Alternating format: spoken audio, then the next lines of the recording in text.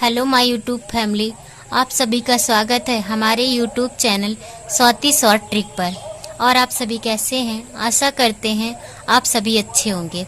जैसा कि मैंने आपको बताया है पिछले वीडियो में प्रेजेंट इंडेफिनिट टेंस के अफर्मेटिव सेंटेंस और नेगेटिव सेंटेंस, आज मैं आप लोग को बताऊंगी इंट्रोगेटिव सेंटेंस के बारे में।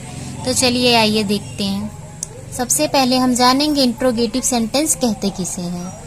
इंट्रोगेटिव जिस वाक्य में प्रश्न पूछा जाता है, यानी जिस वाक्य में कोई व्यक्ति किसी व्यक्ति से कोई भी प्रश्न पूछे, या फिर जिस वाक्य में कोई प्रश्नवाचक शब्द बीच में आगे आ जाए, तो उस वाक्य को हम क्या कहेंगे? प्रश्नवाचक वाक्य कहते हैं। इसका मतलब क्या हुआ कि अगर कोई वाक्य है उसमें कोई व्यक्ति किसी व्यक्ति से प्रश्न पूछ रहा है, तो वो कौन सा वाक्य हमारा हो जाएगा? इंट्रोगेटिव सेंटेंस, यानी प्रश्नवाचक वाक्य। तो इतना आप लोग को समझ में आया होगा कि इंट्रोगेटिव सेंटेंस किसे कहते हैं। अब आइए रूल पे आते हैं। रूल फर्स्ट देखिए।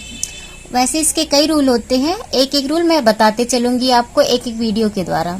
रूल फर्स्ट देखिए, अगर वाक्य के आरंभ में कोई प्रश्नवाचक शब्द हो तो इसका मतलब है कि अगर वाक्य के स्टार्टिंग में, मतलब जहां से हमारा वाक्य स्टार्ट हो रहा है, आरंभ हो रहा है, वहां पे हमारा कोई प्रश्नवाचक शब्द हो। प्रश्नवाचक शब्द क्या होते हैं? जैसे कब, क्यों, कहाँ, कैसे, ये सब हमारे प्रश्नवाचक शब्द हैं।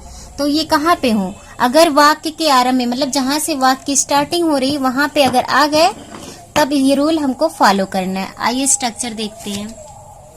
सबसे पहले अगर ऐसा है, वाक्य की स्टार्टिंग में क्या है? कोई क्वेश्चन वर्ड, प्रश्नवाचक शब्द है।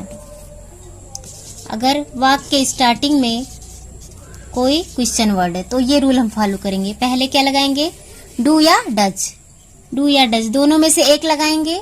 डू करेंगे प्लूरल नंबर के साथ, और डज करेंगे सिंगुलर नंबर के साथ। डू डज में से एक लगाएंगे, उसके बाद फिर क्या लगाएंगे? सब्जेक्ट लगाएंगे, फिर वर्ब का फर्स्ट फॉर्म लगाएंगे, फिर ऑब्जेक्ट लगाएंगे।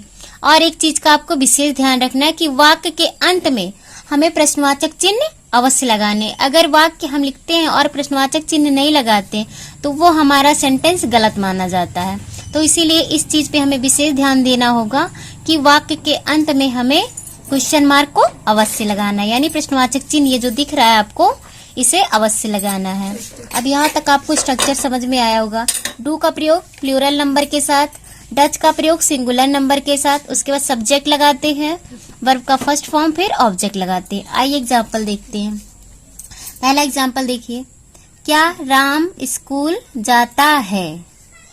अब यहाँ पे क्या आया? वाक्य स्टार्टिंग में क्वेश्चन वर्ड आए, कब, क्यों, कहाँ, कैसे, ये सब क्या होते हैं? क्वेश्चन वर्ड होते हैं। ये हमारा स्टार्टिंग में आया, ठीक है आया। तो हमें क्या लगाना है आगे? डू या डज लगाना है। अब हमको कंफर्म करना है हम डू लगाएंगे कि डज लगाएंगे। तो हम डू या डज किसके अनुसार लगाएंगे? कर्ता के अनुसार। कर्ता हमारा अगर एक वचन है तो हम डज लगाएंगे, कर्ता हमारा बहुवचन है यानी प्लूरल है तो डू लगाएंगे। तो कर्ता यहाँ पे देखिए क्या है? कौन स्कूल जा रहा है? राम। राम क्या है? सिंगुलर नंबर है, एक वचन है, तो हम क्या लगाएंगे? डज लगाएंगे। डज लगा दिया। उसके बाद क्या है? सब्जेक्ट लगाना है। सब्जेक्ट क्या है? राम। राम लगा दिया। फिर क्या है? वर्ब का फर्स्ट फॉर्म। वर्ब क्या है? जाना। जाना का क्या होता है? गो होता है। टू कहाँ जा रहा है? ऑब्जेक्ट क्या है? स्कूल। अंत में क्या लगाना है हमको?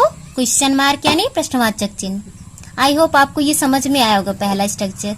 चलिए हम प्लूरल नंबर की बात कर लेते हैं नेक्स्ट एग्जाम्पल में। यहाँ पे देखिए, क्या वे गाना गाते हैं? यहाँ भी क्या हुआ? हमारा क्वेश्चन वर्ड कहाँ पे आया? स्टार्टिंग में आया। ये वाक्य हमारा है, वाक्य स्टार्टिंग में क्या आ गया? क्वेश्चन वर्ड आ गया। तो फिर हमें वही रूल फॉलो करने, डू या डज वाला स्टार्टिंग में। तो यहाँ पे देखते हैं कर्ता क्या है? कर्ता हमारा क्या? वे। ये क्या है? बहुवचन यानी प्लूरल नंबर है, तो हमें क्या लगाना पड़ेगा? डू। डू लगा दिया मैंने। और कर्ता क्या है? वे। कौन गाना गा रहा है? वे गा रहे हैं। वे की इंग्लिश क्या होती है? दे हो गया। और क्रिया क्या है? गाते हैं। गाते की इंग्लिश क्या होगी? सिंग, फर्स्ट फॉर्म। और सिंग ए सॉन्ग, क्या गा रहा है? गाना गा रहा है। तो do they Singh a song, ये क्या हो गया? क्या वे गाना गाते हैं, इसका ट्रांसलेट। और यहाँ पे देखिए, आप लोग सोच रहे होंगे कि क्या कहते हैं, अरे अगर एक वचन है तो वर्ब में एस या एस क्यों नहीं लगा? तो फिर जब हम डज यहाँ पे लगा दिए हैं तो हमें यहाँ पे वर्ब के फर्स्ट फॉर्म में एस या ईएस लगाने की कोई जरूरत नहीं है। सिर्फ हमें इंट्रोगेटिव में वर्ब के फर्स्ट फॉर्म का यूज करते हुए चलना है। आई होप आपको ये वीडियो समझ में आया होगा और आपको ये वीडियो अच्छा लगा होगा। अच्छा लगा हो तो लाइक शेयर कमेंट करिए और सब्सक्राइब करिए मेरे चैनल को और ज़्यादा से ज़्यादा शेयर करिए। Thank you.